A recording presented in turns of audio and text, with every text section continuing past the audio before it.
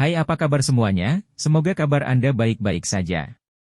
Terima kasih karena sudah memberikan support dan juga kesetiaan Anda untuk membangun channel Codot Film. Yuk kita lanjutkan alur ceritanya, sambil siapin kopi dan cemilan, setting suara volume full. Gasken. Pertarungan singkat. Kekuatan ganas yang tiba-tiba meledak di aula besar dengan cepat menarik perhatian orang-orang di sekitarnya. Ketika tatapan ini melihat pemuda berwajah galak dan brutal, mereka semua tertegun sejenak. Segera, mereka mengarahkan wajah sombong mereka ke arah Xiaoyan yang dihadapi pemuda itu.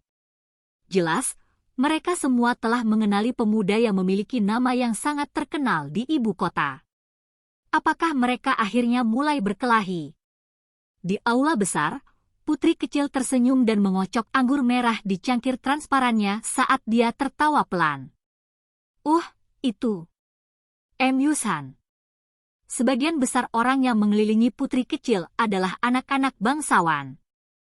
Oleh karena itu, mereka dapat mengidentifikasi pemuda dengan wajah yang penuh dengan kekejaman dan kebrutalan. Segera, ekspresi mereka berubah saat mereka menjerit tanpa sadar.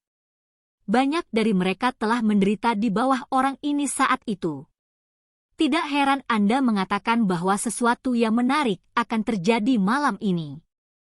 Aku melihat bahwa kamu sedang membicarakan orang ini. Mengamati Emyusan yang berpakaian hijau, Liu Ling sesaat tertegun sebelum dia segera tertawa pelan dengan pengertian. Banyak orang di ibu kota tahu bahwa Emyusan sangat tergila-gila dengan Ya Fei dari klan primer. Saat itu, sebelum dia pergi, dia bahkan dengan sombong menyatakan bahwa dia akan membunuh siapapun yang berani menyentuh Ya Fei. Senyuman dangkal muncul di wajah putri kecil.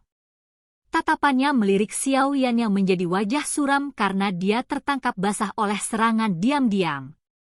Dia berkata, dia cukup beruntung telah bertemu dengan Emyusan yang kembali sementara dia begitu dekat dengan Ya Fei. Berdasarkan karakter Emyusan, Yan Xiao kemungkinan besar akan menderita malam ini. Saat itu ketika Emyusan meninggalkan ibu kota, dia sudah menjadi bintang 3 Doushi.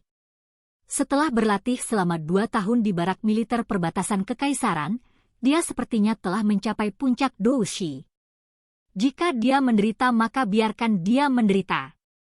Secara alami dia harus membayar harga tertentu untuk terlibat dengan wanita orang lain. Jika tidak, dia akan terus bertingkah seperti orang desa yang memasuki kota dan memandang rendah semua orang. Liu Ling tersenyum dan berkata, dia sangat ingin seseorang meredam kekuatan Xiaoyan. Tapi ini klan Nalan. Kakek Nalan pasti tidak akan membiarkan Emyusan menjadi terlalu lancang. Oleh karena itu, jika Emyusan ingin memberi Yan Xiao pelajaran, dia harus melakukannya dengan kecepatan secepat mungkin. Jika tidak, ketika kakek Nalan dan primer Tengshan, yang baru saja pergi, kembali, dia tidak akan memiliki kesempatan lagi. Putri kecil berkata sambil tersenyum. Dengan menolak undangannya sore ini, jelas bahwa Xiaoyan telah menyebabkan nona muda berstatus luar biasa ini menjadi tidak senang. Karena itu, dia tidak punya niat untuk melangkah maju menengahi masalah tersebut. Liu Ling tertawa dingin dan dengan lembut berkata, tapi Emyusan secara kebetulan adalah tipe orang yang tidak akan mengatakan apapun yang tidak perlu saat dia mulai bertarung.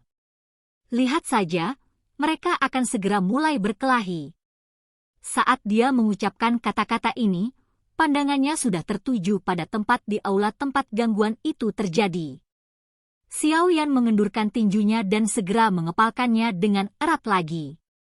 Hanya setelah dia mengulanginya beberapa kali, rasa kebas berangsur-angsur hilang. Dia melirik pemuda yang galak dan brutal yang seperti harimau ganas jauh di pegunungan, menghirup udara dalam-dalam dan dengan dingin berkata, apakah ada yang salah dengan kepalamu?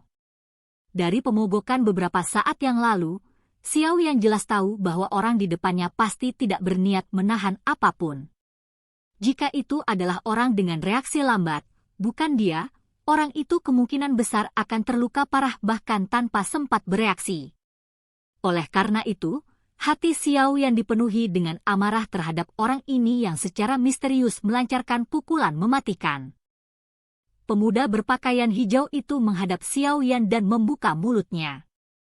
Deretan giginya yang berwarna putih terlihat cukup buas.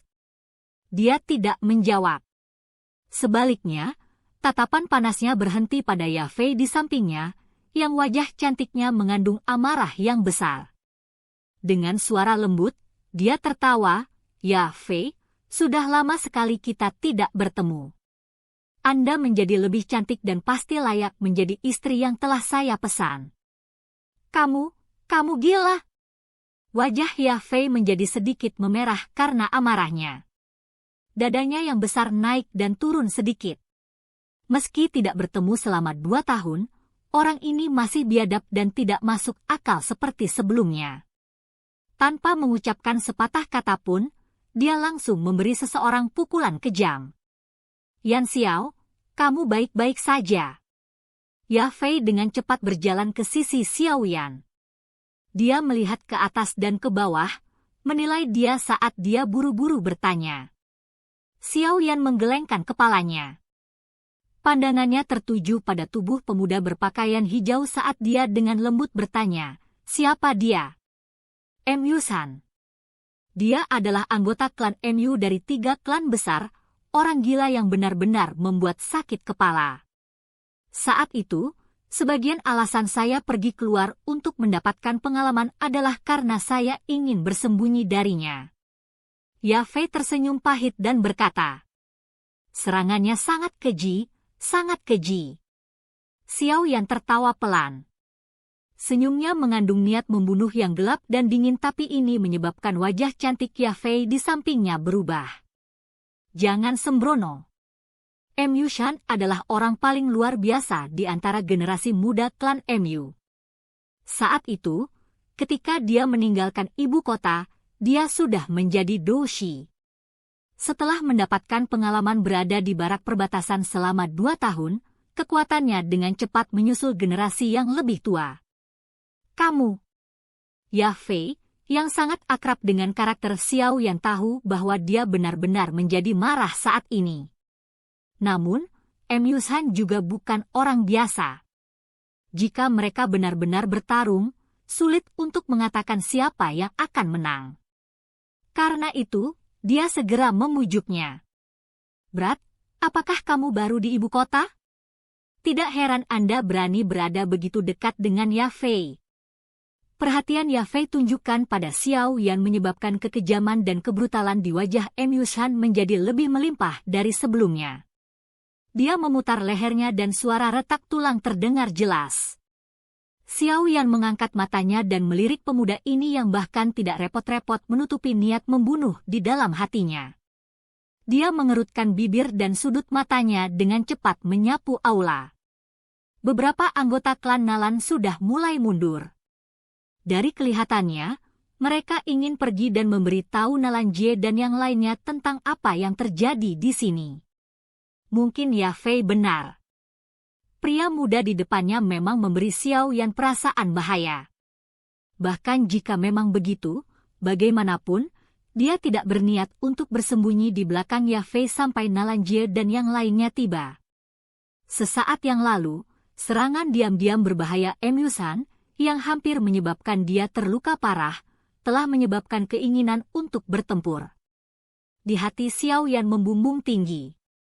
Itu telah ditekan selama sebulan dengan Xiao Yan tidak terlibat dalam satu pertarungan selama waktu itu dan sekarang disertai dengan kemarahan karena itu benar-benar meletus. Oleh karena itu, kali ini, dia tidak berniat untuk terus menanggungnya.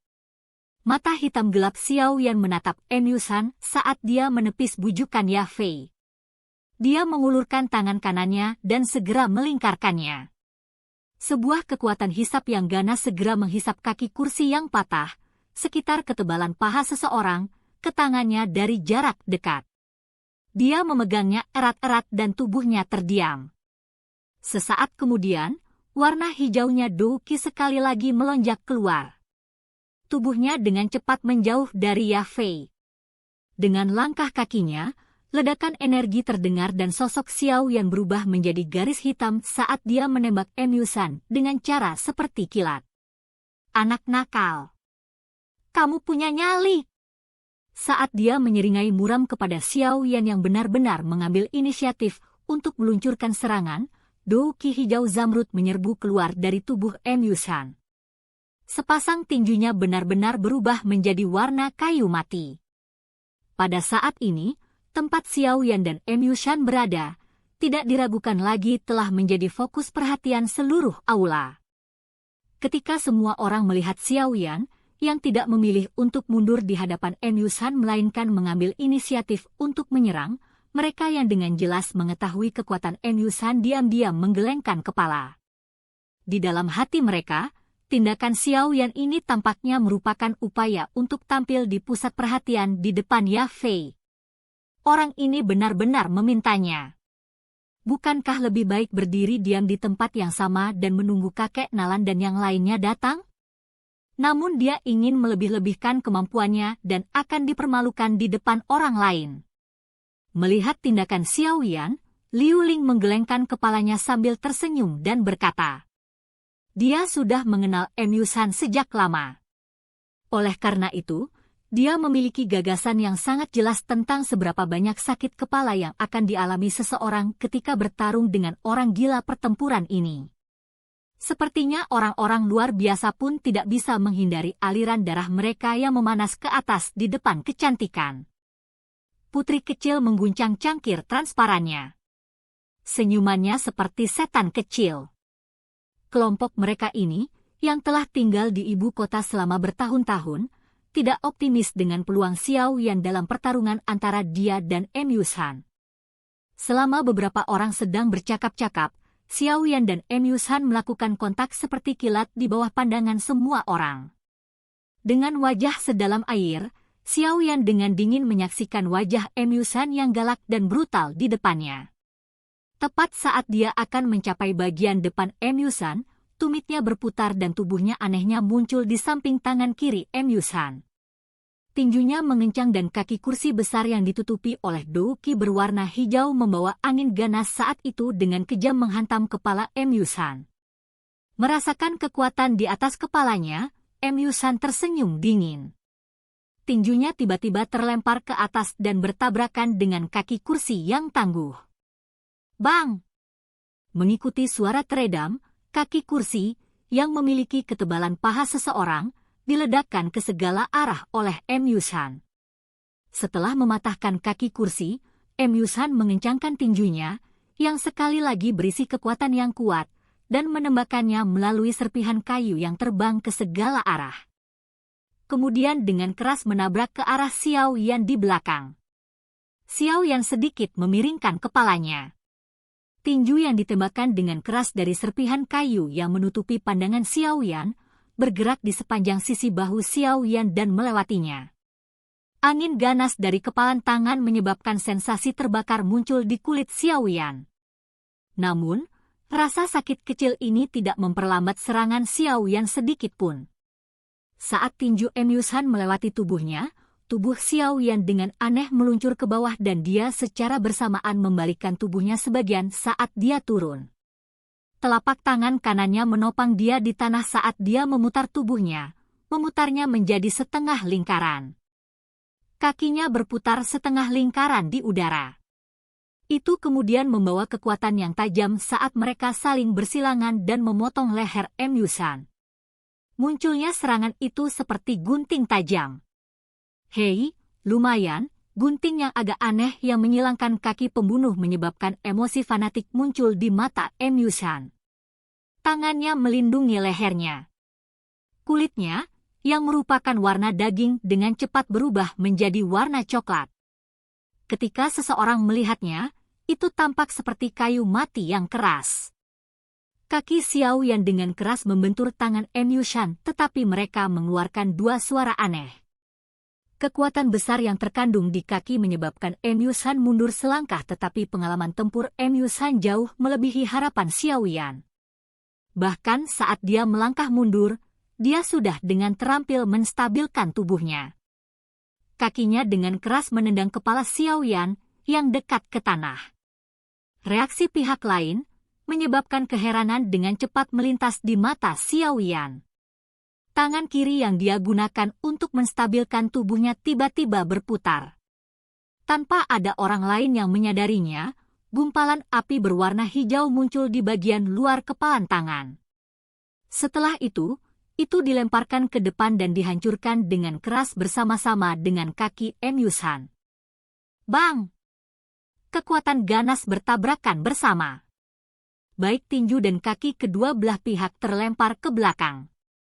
Di tempat Xiao Yan menggunakan tangan kanannya untuk menopang dirinya di tanah, beberapa garis retakan kecil dengan cepat mulai menyebar. HMPH.